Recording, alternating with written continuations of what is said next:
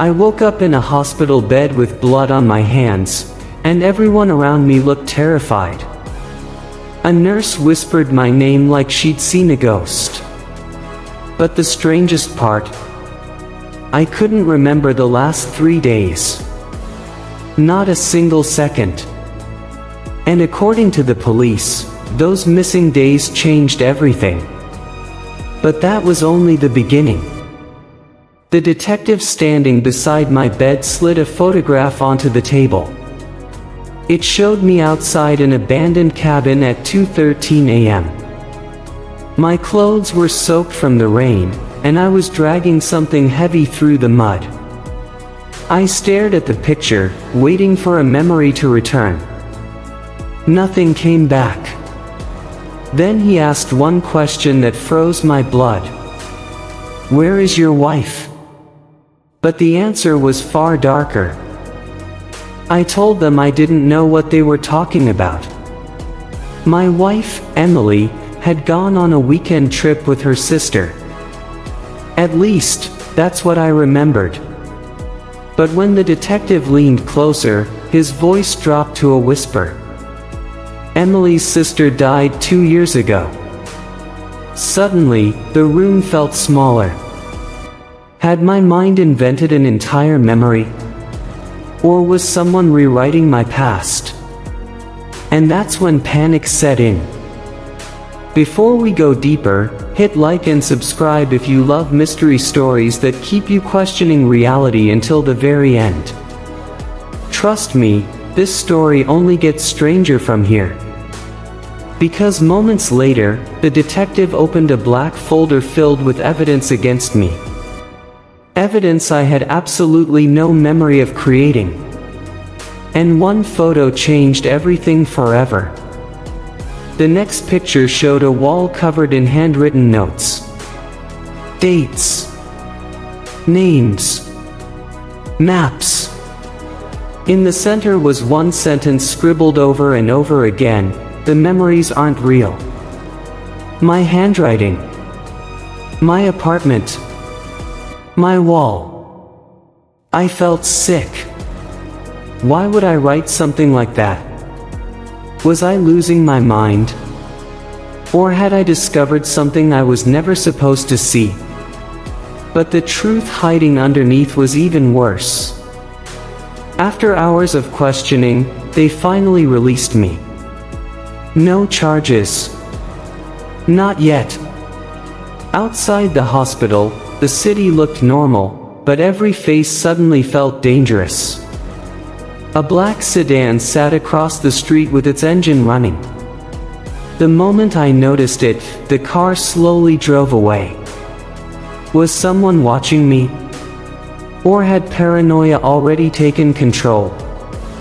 Then my phone buzzed with a message that made my stomach drop. The text came from Emily's number. Just 3 words: "Don't go home." I called immediately, but the line was dead. My hands started shaking. If Emily was alive, why was the police acting like she vanished? And if she wasn't, then who had sent that message? Every answer only created more questions. But I ignored the warning anyway. When I reached my apartment building, the front door was slightly open. I knew I always locked it. Inside, the lights flickered like someone had just left in a hurry. Furniture was overturned. Drawers ripped open. Yet nothing valuable was missing. It felt less like a robbery, and more like someone searching for something specific. Then I heard footsteps upstairs. But I wasn't alone anymore. I grabbed a kitchen knife and slowly climbed the stairs. My heartbeat thundered in my ears. The footsteps stopped outside the bedroom. I pushed the door open and found the room empty, except for a video camera sitting on the bed. The red recording light was blinking. Someone wanted me to watch it. But what I saw next shattered reality itself. The footage showed me sitting in this exact room 2 nights earlier. My face looked exhausted, terrified. I kept looking over my shoulder before speaking directly into the camera. "If you're watching this," I said, "it means they already changed your memory again." My chest tightened. Again? How many times had this happened before? But the recording became even more horrifying. Video me explained that I had uncovered a secret medical program hidden beneath the city. A company called Helixer Dynamics was experimenting with memory manipulation on ordinary people. They could erase days, implant fake events, even create emotional attachments that never existed. It sounded insane. Impossible. Yet deep down, part of me believed every word. But then came the first major twist. According to the video, Emily wasn't my wife. My entire relationship with her had been implanted into my brain 6 months earlier.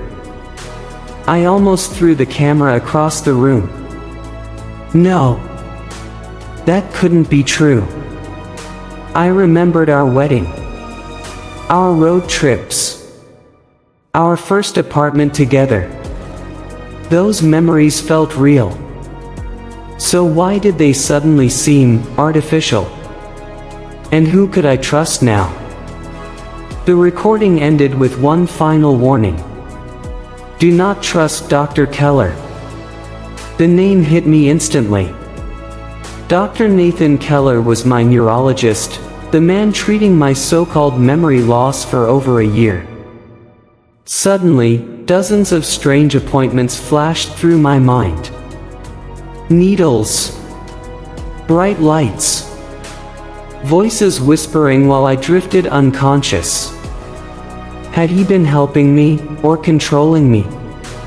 But someone else was already inside the apartment. A floorboard creaked behind me. I spun around with the knife raised. Standing in the doorway was Emily. Alive. Pale. Terrified. Before I could speak, she slammed the bedroom door shut and whispered, "They're tracking you." My entire body froze. She looked exhausted, like she'd been running for days. But if she was alive, why were the police lying? And what was she hiding from me? Emily grabbed my arm and dragged me toward the fire escape. Sirens echoed outside. "We don't have much time," she whispered. Her eyes filled with tears when she looked at me. "You really don't remember, do you?" "Remember what?" I demanded answers, but she hesitated like the truth itself could destroy me. Then she finally admitted something I never expected. "We were never married," she said quietly. "We were investigating Helixer together." My mind spun. She explained that we were journalists working undercover to expose illegal human experiments. The closer we got to the truth, the more our memories were altered.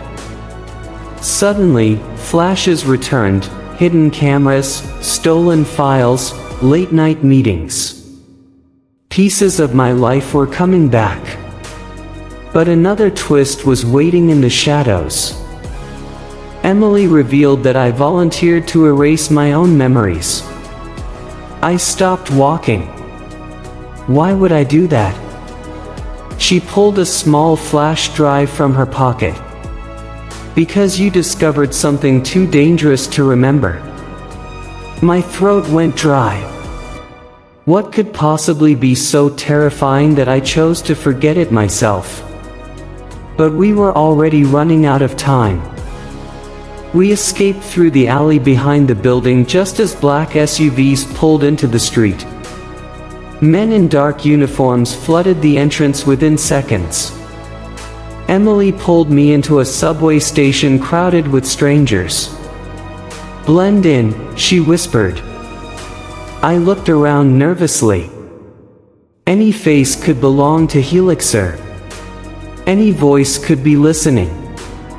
But then I noticed a man staring directly at me from the platform. The stranger smiled slowly and tapped the side of his head twice. Emily went pale. "Don't look at him," she whispered urgently. "That's one of their watchers."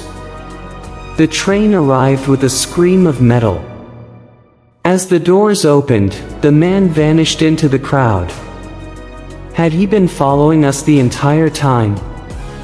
And what did that strange signal mean? Soon, I would find out the horrifying answer. On the train, Emily handed me the flash drive. "If anything happens to me, release everything online." I asked what was on it. Her hands trembled before she answered. Proof that Helixer already tested memory replacement on thousands of people. Thousands. Families. Relationships. Entire identities rewritten like software updates. Was anyone's life actually real anymore? But the second major twist hit moments later. My phone suddenly rang from an unknown number. Against Emily's warning, I answered. A calm male voice spoke immediately. "Nathan, you are our best scientist." I nearly dropped the phone. "Scientist?" The caller laughed softly. "You really erased yourself better than expected." Emily stared at me in horror. I wasn't just investigating Helixer. I had worked for them. But my role was even darker than anyone imagined. The voice explained that I designed the very technology now destroying my mind. Every erased memory. Every fabricated emotion. Every implanted relationship. I helped build it all. I felt physically sick. Had innocent people suffered because of me? Was Emily telling the truth, or manipulating me too? The line went silent before the caller whispered one final sentence. "You hid something from us." And suddenly, everything changed again. Emily admitted she suspected this all along. She believed I turned against Helixer after discovering their final project. Project Lazarus, she whispered. The name alone sounded wrong. According to stolen files, the company wasn't just changing memories anymore. They were creating entirely new personalities inside living people, turning humans into controllable replacements. But why would they need that power? As the train entered a dark tunnel, every light flickered off for 3 terrifying seconds. People screamed. When the lights returned, Emily was gone. My pulse exploded. I searched every car wildly, but she had vanished without a trace. Then I noticed a folded note on the seat beside me. 3 handwritten words, "Trust yourself only." But I was about to uncover something far more terrifying. I stumbled out at the next station and rushed into a public restroom to breathe. My reflection looked unfamiliar somehow. Exhausted eyes. Bruises I didn't remember getting. Then I noticed something behind my ear, a tiny surgical scar hidden beneath my hairline. My hands shook as buried memories flashed violently through my mind. Operating rooms. Experiments. Screaming patients. But one memory stood above the rest. I remembered Project Lazarus. The goal wasn't control. It was immortality. Helixer planned to transfer human consciousness into other living bodies by rewriting memory patterns completely. Rich clients could steal younger identities. Criminals could disappear forever. Nobody would know who was real anymore. And the worst part? I was the lead architect behind the process. But there was one secret Helixer never learned. Months earlier, I discovered a fatal flaw in the technology. The transferred memories slowly corrupted the host's mind, driving subjects violently insane. Helixer didn't care. They planned to launch the program anyway. That's when I stole the evidence and erased my own memories to protect its location. Suddenly, everything made sense. But one final mystery still haunted me: where was the evidence hidden? A new memory surfaced like a lightning strike. The cabin from the police photograph. I had hidden the files there before wiping my mind clean. Without wasting another second, I stole a car and drove through the pouring rain toward the mountains. Every mile felt like a countdown. Because deep down, I knew Helixer was already heading there too. The cabin stood alone in the forest, swallowed by darkness.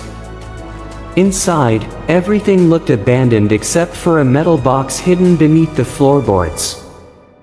My breathing stopped as I opened it. The evidence was still there: hard drives, recordings, classified documents. Enough to destroy Helixer forever. But before I could leave, headlights appeared outside. And I recognized the person stepping from the car. Dr. Keller walked slowly toward the cabin, clapping his hands softly. "You almost escaped beautifully," he said with a smile. I demanded to know what was real anymore. His answer chilled me to the bone. Reality is just memory with better marketing. Then he revealed the third and biggest twist of all. Dr. Keller confessed that Emily never existed. Not originally. She was a constructed identity implanted into a real patient to manipulate me emotionally after I turned against Helixer. Every loving memory I had with her was engineered. Every laugh. Every kiss. Every moment. I felt my entire world collapsing inward. But Keller hadn't finished yet. The woman you knew as Emily, he continued, was beginning to recover her original identity. That's why she disappeared on the train. Helixer reclaimed her before the truth fully surfaced. My chest tightened with grief and rage. Was any part of her feelings real? Or had I loved nothing more than programming? Then Keller reached for his coat pocket slowly. I pulled the gun hidden inside the metal box before he could react. Keller froze. Rain hammered the roof while silence filled the cabin. He looked strangely calm. "Shoot me if you want," he said. "But you still haven't asked the important question." My finger tightened on the trigger. "What question?" Keller smiled faintly. And his answer destroyed me. "What if your original identity is gone too?" Suddenly, flashes exploded inside my head. Different names. Different childhoods. Different faces in family photos. I collapsed to my knees. I couldn't tell which memories belonged to me anymore. Keller stepped closer. "Nathan died years ago," he whispered. "You were our first successful replacement." My entire existence shattered in that instant. I remembered waking up in a laboratory years earlier with no past and no name. They gave me Nathan's memories. Nathan's career. Nathan's entire life. I wasn't exposing the experiment. I was the experiment. Every choice I'd ever made may have been programmed from the beginning. But then another thought hit me like a bullet. If I wasn't Nathan, then who was I really? The cabin suddenly erupted with gunfire from outside. Keller smiled as armed agents surrounded the building. I grabbed the evidence and ran through the back into the stormy forest. Behind me, voices shouted a name I had never heard before. A name that somehow felt familiar. I stopped running for one horrifying second. Because deep down, I knew they might be calling the real me. But if that's true, then whose memories am I carrying now?